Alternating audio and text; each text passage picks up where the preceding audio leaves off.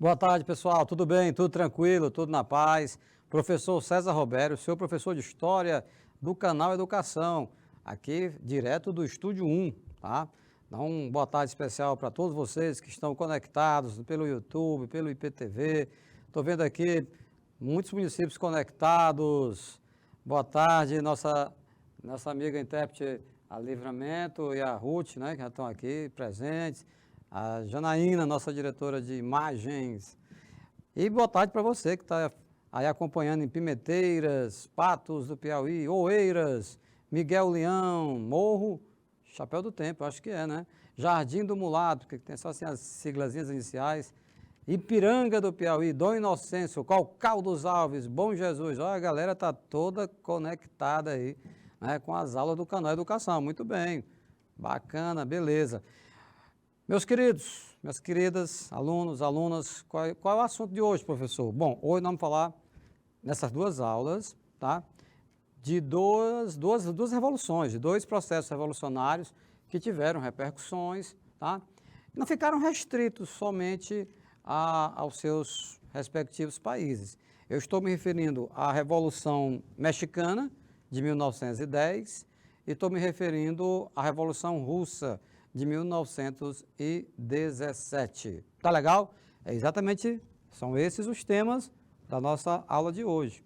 Tá legal? Compreender essas contribuições, né, das revoluções mexicana, né, e da Revolução Russa nas configurações geohistóricas do mundo. Vamos começar pelo México? Vamos lá. 1821. 1821 foi o ano que os mexicanos proclamaram a sua independência, tá, em relação à Espanha. Um ano antes de nós. Lembram que o Brasil proclamou a sua independência em setembro, né, de 1822. Inclusive, este ano, nós celebramos o bicentenário da independência do Brasil, tá? Bom, como é que foi lá no México? Como é que foi a parada lá, né? Boa tarde especial para Pimenteiras está conectado, né? Patos do Piauí, as outras eu já falei quase todas, né? Miguel Leão, enfim, sejam todos bem-vindos e bem-vindas. Quem é esse cara que está aí na sua tela? Agustín de Iturbide. Esse cara se autodeclarou imperador após a Guerra de Independência do México. Opa, para tudo aí, professor, como é que é? Então o México teve imperador? Teve. Não por muito tempo, menos tempo do que nós aqui no Brasil, porque temos algo em comum. Aliás, temos muitas coisas em comum, nós e o México, né? Ambos estamos na América Latina, ambos fomos colônias de metrópoles europeias, tá? E ambos tivemos uma experiência monárquica, né? Tivemos aí um cara à frente do trono, tivemos um imperador. E é o senhor, no caso do Brasil, bem lembrado, é o caso de Dom Pedro I, primeiro reinado, Dom Pedro II, segundo reinado. No caso do México, o Agustín de Iturbide, ele se autodeclara imperador após a Guerra de Independência do México. Tá legal? Isso ainda em 1821. Então vejam que a independência, ela não foi algo assim pleno, para os mexicanos, como também está aí outro ponto de semelhanças em relação ao Brasil, porque vocês lembram que Dom Pedro I era português, era filho do rei de Portugal, né, Dom João VI. Então, para vocês terem uma ideia, os primeiros governantes brasileiros que nós tivemos foram os regentes, período regencial, mas isso após a abdicação de Dom Pedro em 1831. Tá legal? Vão prestando atenção direitinho na aula. Ao final, nós vamos comentar algumas questões. Tá legal? Combinado? Então, vamos lá. Então, Agustín de Iturbide se autodeclara imperador do México. Questão indígena. Desde a chegada dos europeus ao continente americano, as tribos indígenas foram alvos de violência, né? E muitas delas acabaram exterminadas. Violência de toda forma. Violência física, violência cultural, violência religiosa, entendeu? Então, assim, o massacre foi enorme. Tanto é que acabou resultando não só numa redução da população de nativos, né, como de povos originais, como também já se utiliza uma nomenclatura mais adequada, né? Porque índio é perpetuar um erro, né, da época do Cristóvão Colombo, que achou que tinha chegado às Índias. Vocês lembram dessa conversa aí, né? Ok? Então, pessoal, mesmo com a independência, os indígenas não foram incluídos nas decisões políticas e sofriam com a pobreza. Como assim, professor? Veja bem, essas novas nações, outrora colônias, né? No caso o México, nós estamos estudando o México, especificamente. Aqui lá eu estou fazendo paralelo com a história do Brasil, para que vocês observem os pontos em comum, né? E assim fica até melhor de te aprender, eu acho que fica mais interessante. Você, opa, isso aqui eu já sei, então eu vou encaixando com o que eu estou aprendendo. E é assim que tem que ser, não só nesta matéria, mas também nas outras. Qualquer matéria, qualquer assunto, com certeza você não está zerado. Alguma coisa você sabe, não resta dúvida. Tá legal? Então, o que está na sua tela? Tá o seguinte comentário. Apesar do México agora ser uma nação independente, não conseguiu contemplar, tá, as mais diversas representações da sociedade. Não conseguiu. Vejam o caso dos índios. Uma população significativa no México, e não vai ser só no México não, isso vai ser na Bolívia, na Colômbia, na Venezuela, entendeu? E também no Brasil, né? E também no Brasil. Você tem aquele script que aconteceu em todas essas ex-colônias, né? Do extermínio, né? Do processo de aculturação que eles passaram, entendeu? Isso, e não inclusão enquanto cidadãos. Porque os índios, assim como você, assim como eu e todos nós, devem ser tratados como cidadãos e cidadãs, né? Brasileiros e brasileiras, ok? E esse cara, quem é que está agora na sua tela? Porfírio Dias. Ele foi um ditador, né, no México. Tá? Então, esses países sofreram muito nesse processo de consolidação da independência, os países da América Latina. E esta criatura ficou à frente do governo do México entre 1876 e 1911. Governou como ditador. Como assim, professor? Como ditador? Ora, não tinha eleições, né? Ele se perpetuava no poder, né? Não admitia pensamentos contrários, oposição. Então, cara, baita de um ditador. É uma pena, porque o México, durante muito tempo, foi colônia da Espanha, e quando consegue se tornar independente da Espanha, mas não se livra, né, de exploradores, de dominadores locais, né? Essa elite local, que parece que, quando dizia que estava contra a Espanha, né, no caso do México, na verdade eles estavam querendo que chegasse a vez deles de explorar, de dominar, de se enriquecer. Algo também semelhante aconteceu aqui no Brasil com a elite colonial brasileira, tá bom? O seu governo, do Porfírio Dias, foi marcado pela entrada de capitais externos para a exploração de recursos minerais e favoreceu a concentração de terras nas mãos dos latifundiários. Olha, meus queridos, então qual foi a opção que o Porfírio Dias, esse ditador mexicano, né, em relação à economia? Capitais externos para a exploração de recursos minerais e favoreceu o poder dos grandes proprietários de terra, né, dos latifundiários. Mais outras semelhanças em relação ao nosso país, né? Um país marcado pela estrutura agrária bastante concentrada, né?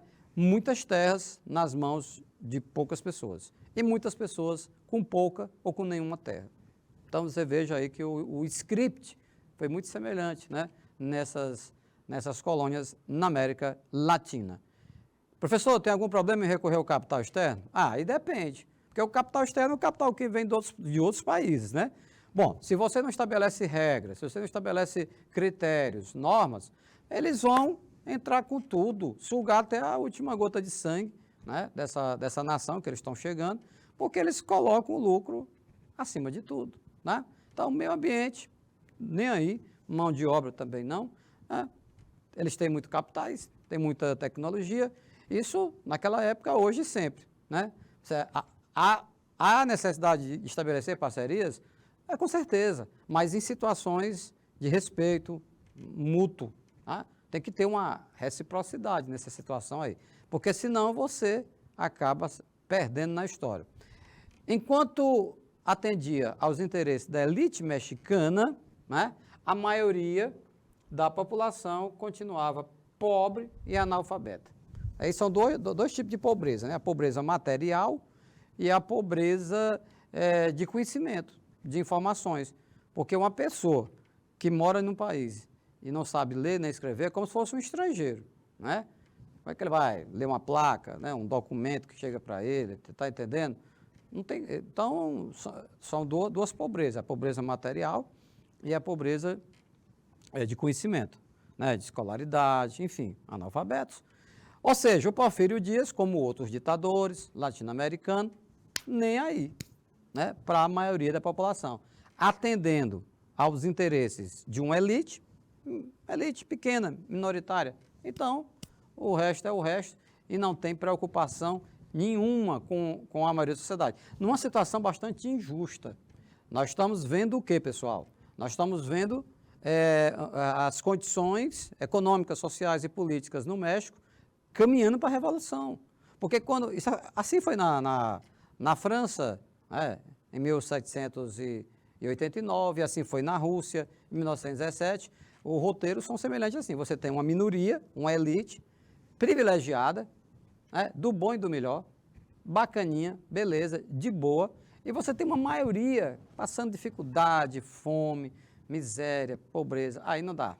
Aí então essa maioria se reúne, né, e vira o jogo, né, e luta para conquistar o poder, porque eles não estão sendo respeitados, eles não sendo bem tratados.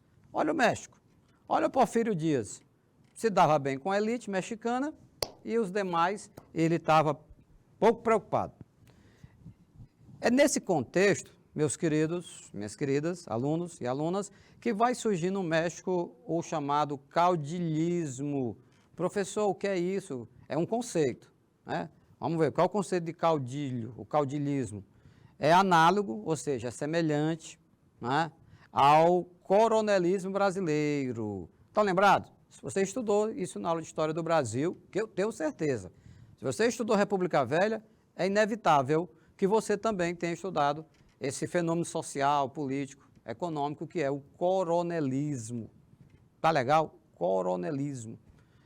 Latifundiários, grandes proprietários de terra, poderosos fazendeiros, que têm uma relação com aquelas pessoas mais pobres da seguinte maneira, como está colocado na sua tela, né? Ou eles conseguiam o que eles queriam, no caso aqui do Brasil, eles faziam uma série de manobras aí para poder garantir votos, né, para os seus candidatos. Daí você lembra o conceito de curral eleitoral, de voto do cabresto, República Velha, né, História do Brasil. Em relação ao momento que nós estamos falando, por que eu estou comparando? Porque tem semelhanças. O coronelismo no Brasil com o caudilismo no México e em outros países, né, que foram colonizados pela Espanha. Veja bem, o exercício do poder acontecia, como está na sua tela, através do carisma, da simpatia. Geralmente o caudilho, né, esse grande fazendeiro, ele era um cara simpático, carismático, né, se aproximava do povo, as pessoas, muito rico, muito poderoso, e quando ele chegava e cumprimentava um e o outro, as pessoas ficavam assim encantadas, né, com aquele homem tão rico, mas ele se aproxima de nós, fala conosco, tá legal? Tá entendendo? Na sequência, a troca de favores. O que é a troca de favores? O filho adoeceu, né, lá na fazenda, o que é que o caudilho fazia? O que é que o coronel fazia? Botava dentro do carro, levava para a cidade, conseguia um médico, comprava os remédios, e aí a pessoa ficava grata, né? Favores. Não está colocado na sua tela, mas eu vou colocar mais um terceiro, né? Um terceiro elemento que era utilizado pelos caudilhos no México e pelos coronéis, né, aqui no Brasil, que era o uso da violência. Tinha toda uma quantidade de jagunços, homens armados, né, a serviço do caudilho, do México, do coronel, aqui no Brasil, na República Velha. E é interessante que essas duas realidades são mais ou menos contemporâneas, viu, pessoal? Quando você estuda coronelismo, é República Velha, que vai até 1930. A Revolução Mexicana acontece em 1910, 1911, entendeu? Início do século XX. Então, é mais ou menos contextos semelhantes. Então, eu vou acrescentar nesse tripé de dominação dos caudilhos, do caudilismo, além do carisma, ou seja, carisma, simpatia, além da troca de favores, vamos acrescentar, para completar o tripé, o uso da força, da violência. Porque quando a simpatia não resolvia, quando eles alegavam um favor que eles tinham feito, não resolvia, então eles mandavam os jagunços resolver mesmo na pressão, na ameaça, no terror, na violência, amedrontando as pessoas, tá bom? Aí na imagem vocês estão vendo aí um grupo de caudilhos mexicanos, são grandes fazendeiros, né? Esse aí até que não são simpáticos coisa nenhuma, mas aí com certeza fizeram favores, né, para muitas pessoas pobres, humildes, né? Eles também usavam da violência, alguns estão até armados, tá legal? Então tá aí o conceito de caudilismo. Pois vamos lá. Aí você pergunta, professor, é importante saber as causas. Exatamente. Quais foram as causas da Revolução Mexicana? Né? Professor, nunca ouvi falar desse movimento. Ah, nunca ouviu não? Pois aproveite a aula. Você vai saber agora, né, o que foram, né, o que foi que motivou a Revolução Mexicana. Porque os caras pegaram armas para lutar contra o exército mexicano. Né? Então, arriscaram a própria vida, na é verdade. Alguns morreram. Né? Porque numa revolução, numa guerra, as pessoas, elas muitas vezes, não podem abrir mão mesmo do uso das armas, porque é bala contra bala, né?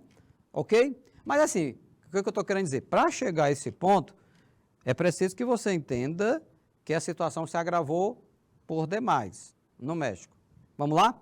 Quais foram as causas que estão aqui relacionadas? Primeiro, a forma autoritária com que Porfírio Dias governava o México. O cara era um ditador, ele não tinha menor sensibilidade em relação aos problemas que os mexicanos estavam sofrendo. E os mexicanos pobres, lógico, porque os mexicanos ricos não tinham problema, só tinha solução, né, para eles. Então, essa forma grosseira, autoritária, ditatorial, né, com a qual o Porfírio Dias tratava os mexicanos, governava o México, foi um dos estopins, né, da Revolução Mexicana. Aumento da pobreza. Sim, porque, olha, a pessoa não tendo o que comer, não tendo como comprar um remédio, não é verdade? Não tendo como ter nenhum lazer no final de semana, ou seja, mergulhado na pobreza, aumenta a insatisfação. As insatisfações, vamos colocar no plural, né? Então, um outro ingrediente da Revolução Mexicana, um outro estupim, foi o aumento da pobreza. Terceiro, grupos de oposição, como os maçons, líderes caudilhos e partidos políticos de esquerda começam a discutir meios para se chegar ao poder. Observe que nesse item 3, né, relacionado às causas da Revolução Mexicana, nós temos um grupo muito heterogêneo. Maçons, né, caudilhos, tinha até alguns caudilhos também, sabia? Alguns fazendeiros que não se sentiam contemplados, né, pelo Porfírio Dias. Eram os insatisfeitos dentro da elite. Partido de esquerda. Agora, o que é que essa galera toda tinha em comum? Todos, apesar das diferenças, eles eram contrários a Porfírio Dias. Eles passaram a imaginar formas de afastar o Porfírio Dias do poder no México. Eles vão se articular por interesses em comum. O objetivo desses grupos era a realização de reformas que ampliassem, né, que amenizassem a desigualdade social. Que amenizasse, né? Amenizasse. Por quê? Olha essa imagem. Estão observando? Uma imagem da época, né, na zona rural do México. Você está vendo aí uma família, um casal, são 5 crianças, né, você observa. A situação, eles não estão alegres, até as crianças estão até com o rosto virado para a câmera, né? Você observa, a criança parece estar chorando, essa que a mãe está acalentando. É interessante fazer leitura da imagem, né? Quando você estiver fazendo a prova do Enem, você vai se deparar com questões, com fotografias, com charges, caricaturas, e aí você vai ter que ter, digamos assim, uma sensibilidade bem elaborada no sentido de fazer análise das imagens, sabe? Alguém já falou que uma imagem vale mais que 1000 palavras e está certo, entendeu? Então, o que é que eu estou vendo aqui? Com certeza, esses aqui, essa família não é uma família de caudilhos, definitivamente não. É uma família de camponeses, pessoas pobres, né? Pessoas que são vítimas dessas desigualdades sociais. Pode imaginar que uma criança chorando com fome, por que não? Né? Havia um aumento da pobreza muito grande. Tá legal? Bom, então, pelo menos amenizar, né? Amenizar essa desigualdade, tirar o Porfírio Dias do poder. Em 1908, clubes democráticos se formaram para defender a liberdade política e as eleições direta e livre. Não, isso aqui é mesmo que dá um tapa no Porfírio Dias, porque o cara está aquele tempão todo no poder no México. Então, ele não quer saber de eleições, não. Que onda é essa? Não, por ele ficava eternamente. Ainda hoje, o Porfírio Dias, se não tivesse morrido, né, seria o presidente do México, tá? Mas, a partir de 1908, surgem no México clubes democráticos, né, que passam a defender exatamente isso. Galera, bom, o México tem que ter eleições, nós temos que tirar esse cara daí, Porfírio Dias, né? Não, já deu o que tinha que dar, entenderam? Então, começa a se movimentar a sociedade. Porfírio Dias, no começo, nem aí, ele calcula que não tem poder, né, que o movimento não vai crescer e que não ameaça eles. Lê do engano do mestre Porfírio Dias. Olha aí a galera, isso aí eles estão segurando, não é cabo de vassoura não, isso aí são rifles, né, são armas, entendeu? Veja bem, da organização de um movimento pela defesa da liberdade se transformou em uma revolução social para combater aqueles considerados como os causadores das desigualdades sociais e dos problemas sociais do México. Ou seja, a princípio aqueles clubes, naqueles grupinhos que se reuniam para discutir a situação, né, os problemas do México, imaginar alguma solução. A coisa evoluiu para o que você está vendo aí na sua tela. Então, os mexicanos, quer saber? Vai ter que ser na bala, né? Então, eles acabam então entendendo que para retirar o Porfírio Dias do poder no México, seria necessário uma luta armada, né? Uma revolução. Tá legal? Alguns integrantes do movimento começaram a se armar para chegar ao poder pela violência. Olha, num país democrático, né, quando ocorrem eleições temporariamente, alternadamente, né, eleições regularmente, o presidente tem mandato de 4 anos, então a cada 4 anos eleições. Outros se elegem ou mesmo se reelegem, enfim. E aí depende do povo, o povo que decide. Mas, no México, eles estavam reivindicando exatamente para que ocorressem eleições, que seria a forma de retirar o Porfírio Dias da presidência do México. Isso no slide anterior, aqueles clubes que se organizaram. Essa galera aqui não quer mais saber de eleição, não. Não, quer saber? Porfírio Dias não vai sair, ele não vai aceitar eleições, ele não vai permitir. Então, vamos mesmo enfrentar ele na bala, através da luta armada. Vocês estão vendo essa imagem, né? Os mexicanos com o tradicional sombreiro, né? Esse chapéu, aba larga. O México é quente, meu irmão. Lá parece que tem 3 sóis, não é só um, não. Né? E aí você veja que é uma proteção. É muito adequado até para nós aqui no Nordeste, esse chapéu. Mas é mais da cultura deles, né? Dos nossos irmãos mexicanos. Quando o Porfírio Dias, se ele chegou a dar uma olhada nessa foto, Porfírio Dias começou a ficar, opa, peraí, o que é que está acontecendo? Esse povo está se armando contra mim, é? Ah, então, peraí, vamos analisar direitinho a situação. E aí surgem líderes, como esse que está aí nesse cartaz, que é o Emiliano Zapata, né? Olha só, esse é um panfleto na época, veja bem, novembro de 1913, né? Vai reivindicar o quê? Minha terra e liberdade, mi tierra e liberdade, ou seja, defende uma guerra civil. E ele conclama, olha aqui, os homens casados tragam suas esposas, né, e carreguem seus rifles, né, e trate de carregar seus rifles. Homem solteiro, escolham as mulheres sem marido. Por favor, sem marido. Está aí escrito no espanhol de fácil tradução, mas, ou seja, esse arriba las ideales de Benito Juárez, né, levantemos, né, para cima as ideias, né, ideais de Benito Juárez, que tinha sido um precursor, né, da Revolução no México, e viva o México. Qual é o grande slogan, qual é o grande tema? É a questão da reforma agrária. Aprende isso, viu, gente? Olha, a reforma agrária era a prioridade na Revolução Mexicana. Dividir a terra, que estava muito concentrada nas mãos de poucos.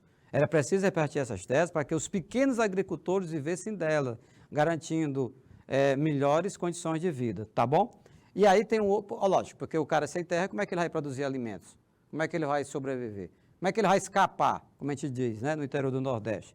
Agora, detalhe interessante, pelos ideais da Revolução Mexicana e por conta da importante presença de índios nesses movimentos, ficou acertado a defesa da propriedade indígena.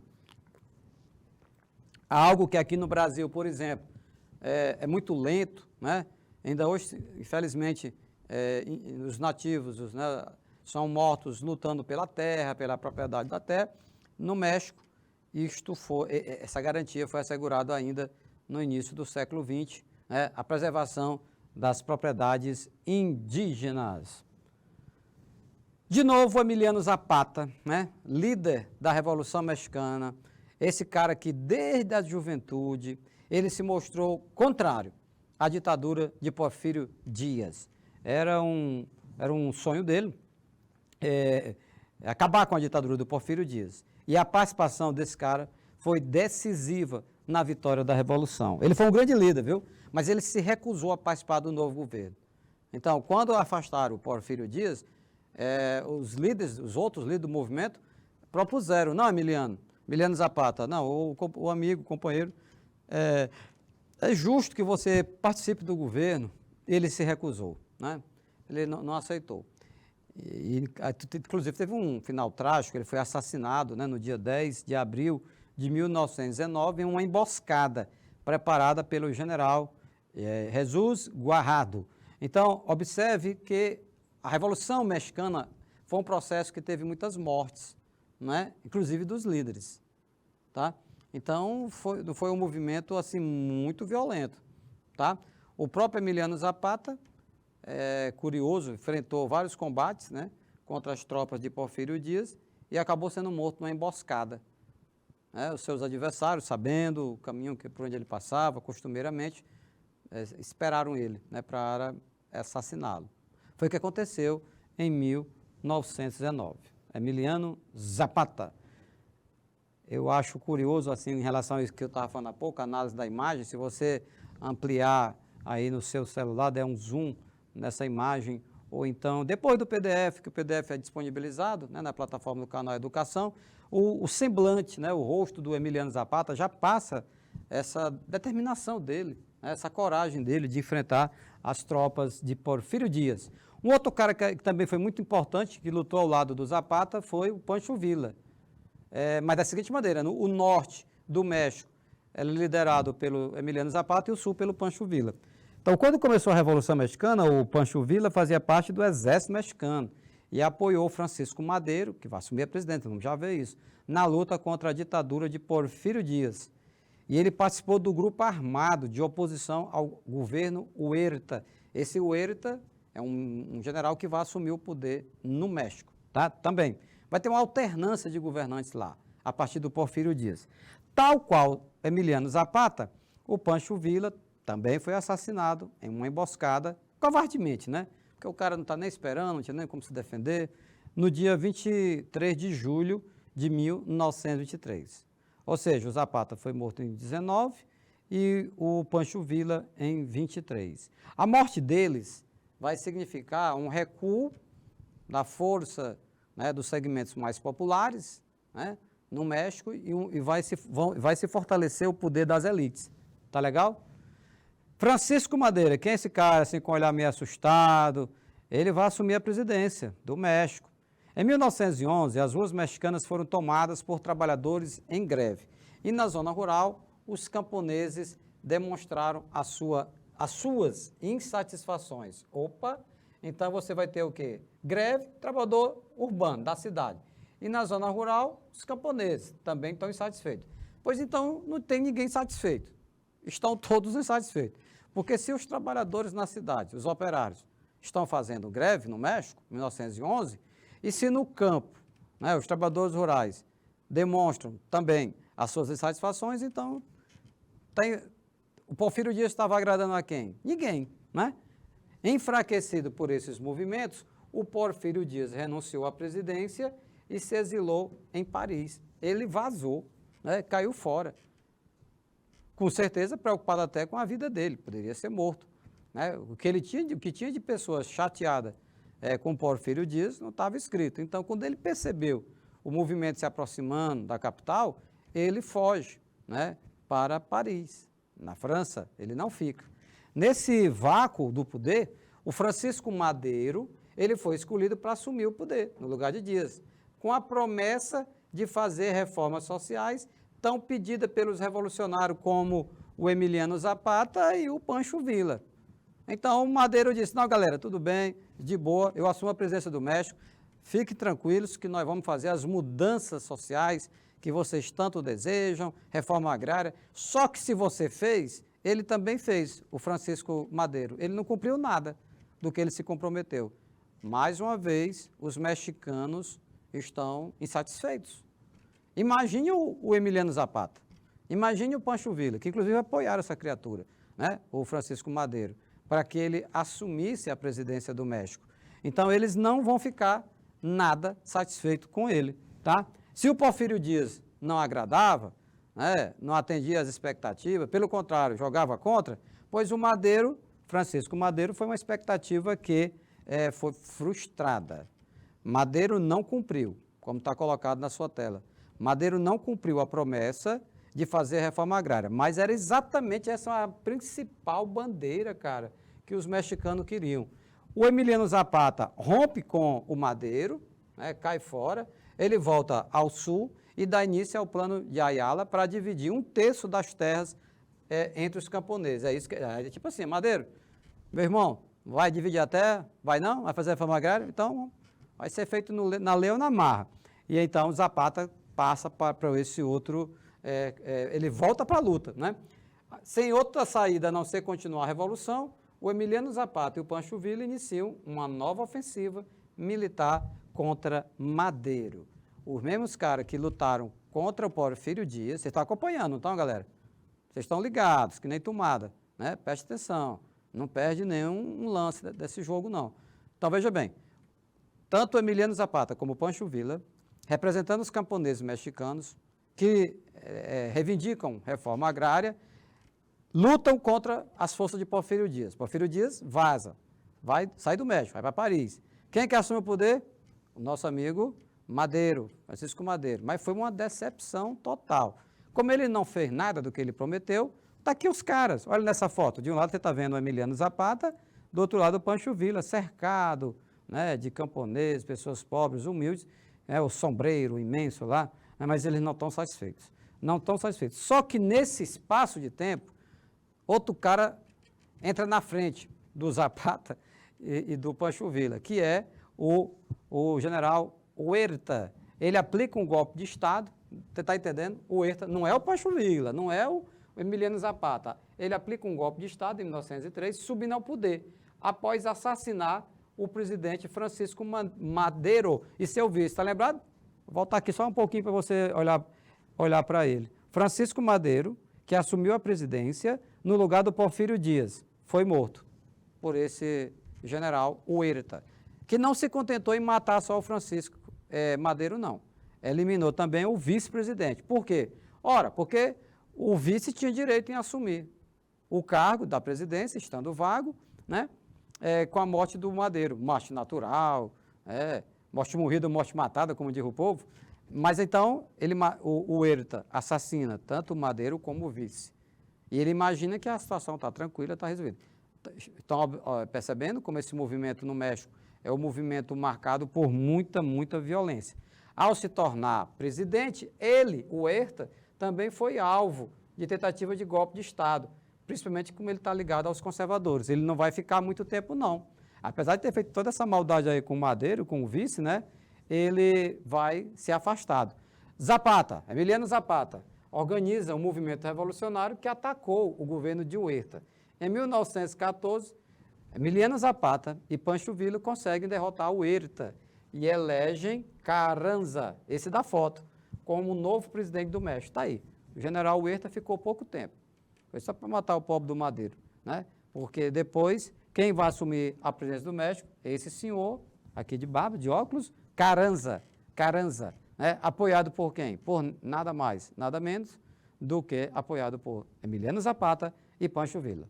Porque há pouco eu até falei que convidaram o Zapata para fazer parte do governo e ele recusou. Então, o Zapata não, ele concordava, ele não queria, não tinha interesse em participar do governo, mas também ele conseguia tirar a presidente e botar a presidente. Porque ele era um líder popular, entendeu? Mais uma vez ele foi convidado para assumir o governo, mas recusou. 3 anos depois, uma nova Constituição foi promulgada. A Constituição que estava em vigor não atendia às expectativas da sociedade, tá bom? Então, perdeu o bonde não, né? Porfírio Dias, ditador, Francisco Madero assume no lugar dele. Madero foi morto pelo general Huerta. Depois o Huerta sofre um golpe de Estado, é afastado e assume o Carranza. E aí você tem também um outro ato, os atos violentos que eu já até comentei, só para reforçar, o Zapata foi assassinado em 1919 e o Pancho Villa em 23. O desaparecimento dos principais líderes da Revolução significou o fim do movimento e a tomada do poder por quem? Pela burguesia mexicana. Pronto. Então, os ricos, né, os bacanas, os burgueses mexicanos, diante da morte do Zapata e do Pancho Villa, eles assumem o poder total no México. Então, a morte desses líderes populares significou, digamos assim, uma mudança assim, de rumo, de direcionamento. Porque antes, né, deles terem sido mortos, eles eram reverenciados pelo povo. Eram verdadeiras lideranças populares, conduziam as massas, né? Então, mas é lógico que esses latifundiários tinham interesse, né, na morte do Zapata e do Pancho Villa. Muitos desses caras aí que se colocavam junto com o Zapata e o Pancho Villa contra o Porfírio Dias, ou contra o Huerta, ou contra o Madero, né, ou contra o Carranza, mas eles eram ligados oriundos da burguesia, tá? É isso que é preciso dizer. Constituição, falei há pouco da Constituição, é essa Constituição, né, de 1917. Olha só a capa dela, Constituição Política de los Estados Unidos Mexicanos, né? Então, veja você que até a denominação é parecida com os Estados Unidos da América, Estados Unidos Mexicanos. E o que é que essa Constituição dizia? O que é que ela trazia? Ela garantia poder ao Estado para expropriar terras para fim de reforma agrária. Opa, baita avanço, porque antes a Constituição mexicana, anterior a essa, de 1917, não permitia, né, que o Estado realizasse expropriação de terras para fim de reforma agrária. Tá bem? Ou seja, democratizar o acesso à terra, garantir a presença do homem no campo, para que ele não vá para a cidade, onde ele vai ficar, na maioria das vezes, desempregado, não é verdade? Então, assim, reforma agrária. A reforma agrária que o Madero não fez, nem o Huerta, né, e nem digamos assim, o Porfírio Dias ninguém nem fala porque era o ditador, né? Mas, diante desse contexto, né, em 1917 foi assegurado. A separação entre Estado e Igreja, né, porque havia uma conexão muito forte, e nesse sentido, não é só um privilégio, entre aspas, assim, do México, uma prerrogativa do México, porque o Brasil também teve, né? A Constituição de 1824 estabelecia a religião católica como a religião oficial do Estado brasileiro. A Constituição de 1891, ela foi essa Constituição que separou, né? Separou o Estado da Igreja. Tá legal? Reconhecimento de terras indígenas, então a situação do índio mexicano é uma situação em relação à terra. Uma condição diferente, por exemplo, do índio brasileiro, né? É algo que é assegurado na Constituição com muita clareza. Tem conflitos? Lógico que tem. Tem invasão de terra no México? Lógico que tem, como tem no Brasil também e tem em outros países, né, na América Latina. Agora, eles se respaldam, eles se apegam, né, à Constituição deles, no sentido de garantir seus direitos. Instituiu essa Constituição, em 1917, um salário mínimo e a jornada de trabalho de 8 horas para os trabalhadores. Só para vocês terem uma ideia da modernidade dessa Constituição, da inovação, foi uma das primeiras constituições do mundo a garantir, né, a obrigatoriedade para que os patrões pagassem um salário mínimo. Ou seja, que ninguém poderia receber um salário no valor menor do que aquele. Se fazia um cálculo, um valor que fosse suficiente, minimamente, para comprar alimentos, remédios, roupas, enfim, isso tudo se chegava a um valor. No caso do Brasil, anda longe, né? Mas ainda tem uns que ainda pagam menos do que o mínimo, isso no Brasil é ilegal, como também é ilegal no México. Mas o México largou na frente. Jornada de trabalho de 8 horas, como é que era? Não tinha isso não. O patrão botava o empregado para trabalhar 10, 12, 15, né, horas por dia. Reclamou? Se reclamou, ele demitia, sem direitos.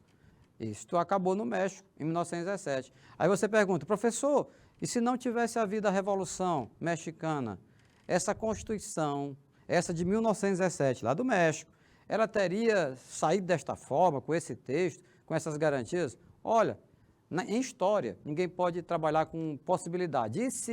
E se acontecesse isso, e se não tivesse acontecido aquilo? Não, não é dessa forma. Agora, o que a gente pode afirmar, tranquilamente, é que a Revolução Mexicana, né, com o grau de participação que ela teve, de intensidade, de engajamento, né, do povo mexicano, acabou resultando, dentre outras coisas, na promulgação desta Constituição. Olha só, promulgação.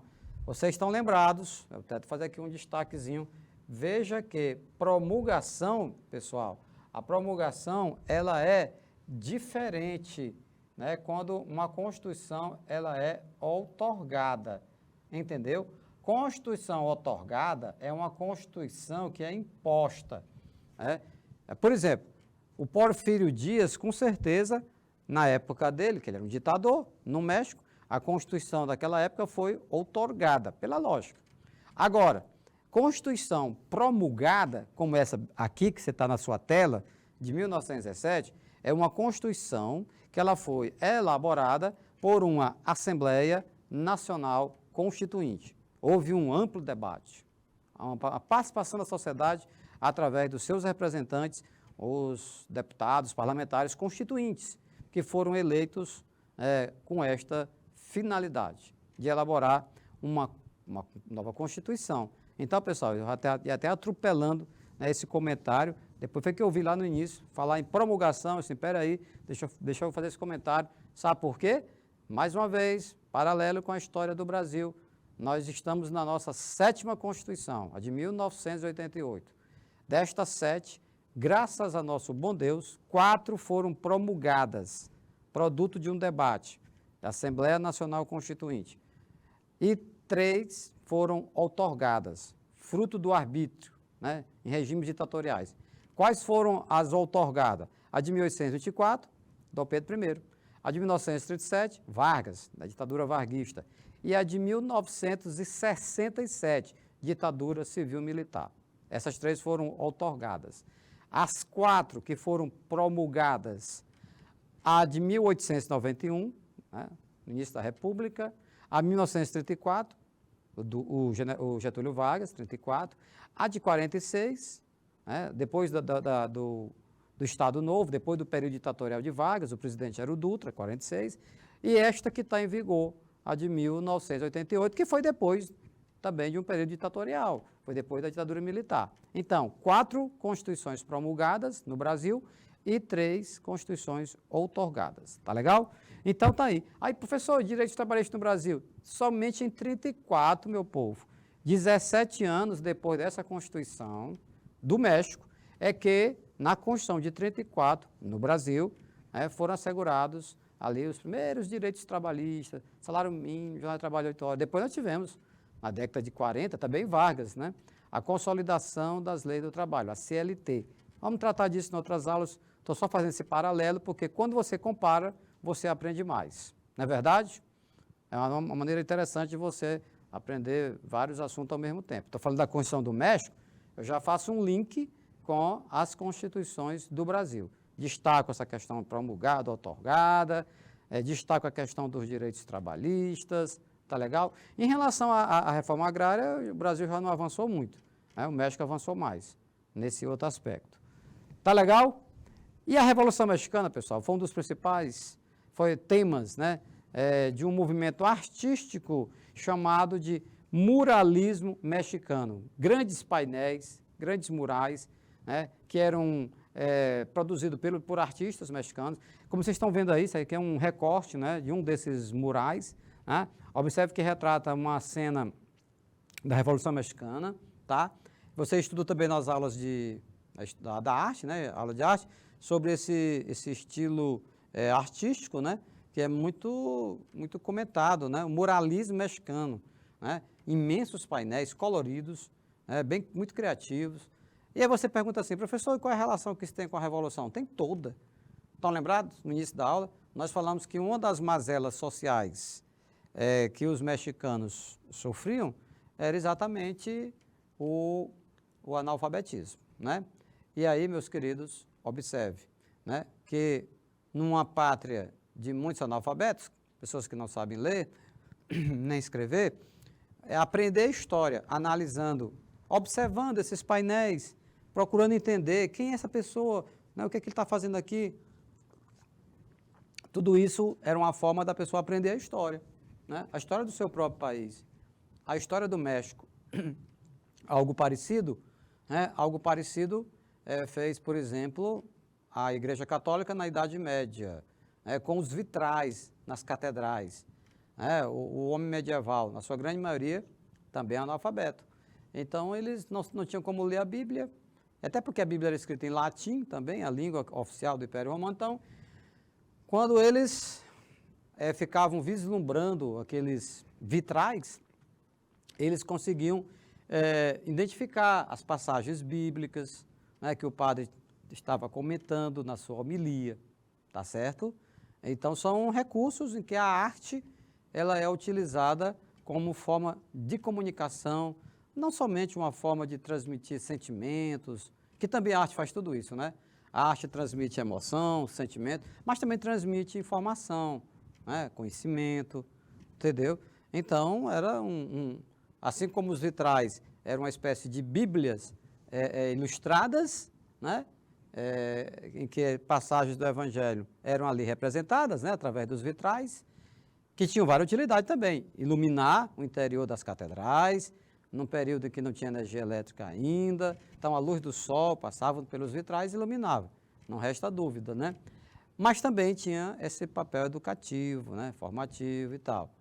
Da mesma forma, no caso dos murais, era um verdadeiro livro de história a céu aberto, porque as pessoas ouviam falar dos combates, das guerras, né?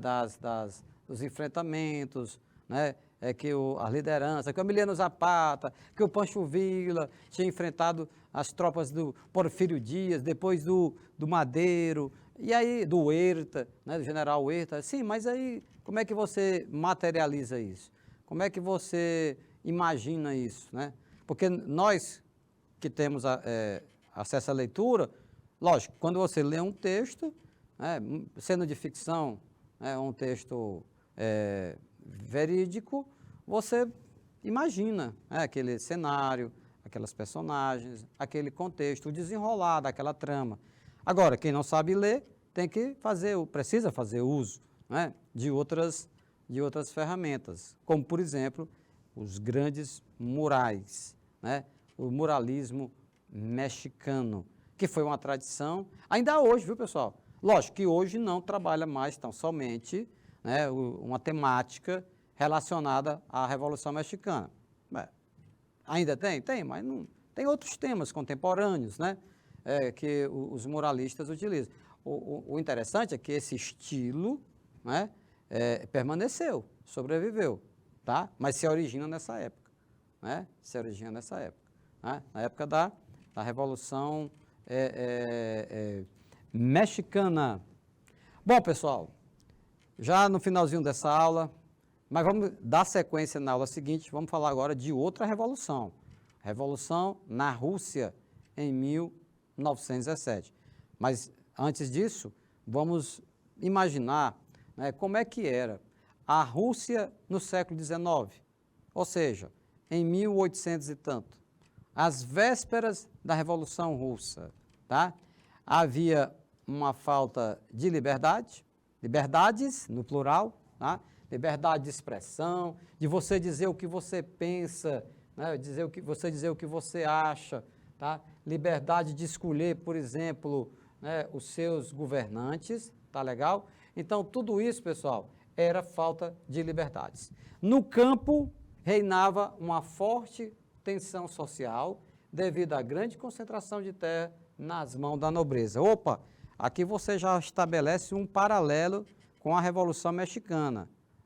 Lembram que nós dissemos que uma das bandeiras assim, que movimentaram muitos mexicanos em pegar em armas e lutar contra o ditador Porfírio Dias foi a luta pela terra, né? O desejo de que houvesse uma reforma agrária, né? Conseguir uma terrinha para plantar, para criar, para escapar, para sobreviver. Na Rússia do século XIX, né? E entrando pelo século XX, a propriedade rural ela está muito concentrada nas mãos de poucas pessoas. Em muitos lugares, continuava um sistema de produção feudal. Aqui eu queria fazer só uma ressalva. Não era o feudalismo tal e qual existiu, né, na Europa Ocidental, do século V ao século XV. Aquele período clássico que nós estudamos, né, falamos sobre feudalismo. Se assemelhava, melhor até dizendo, se assemelhava ao feudalismo. No sentido que você tinha poucos que possuíam muitas terras, nós tínhamos camponeses que eram subservientes, eram explorados, né, por uma nobreza, então isso se assemelha, não resta dúvida, né? O regime czarista, do czar, o nome do czar é o nome do rei na Rússia, reprimia a oposição e a Okhrana era a polícia política, que controlava o ensino, a imprensa e os tribunais. Ou seja, o czar Nicolau II, que é quem está à frente do governo da Rússia, né, ele não tolerava oposição, não respeitava. Vocês estão vendo bem aí essas três áreas onde atuam formadores de opinião, o ensino, a imprensa e os tribunais, eram fortemente reprimidos pelo czar Nicolau II. Tá legal? Meus queridos, vamos fazer um rápido intervalo, logo retornaremos para darmos sequência ao nosso estudo sobre a Revolução Russa de 1917. Estou esperando vocês.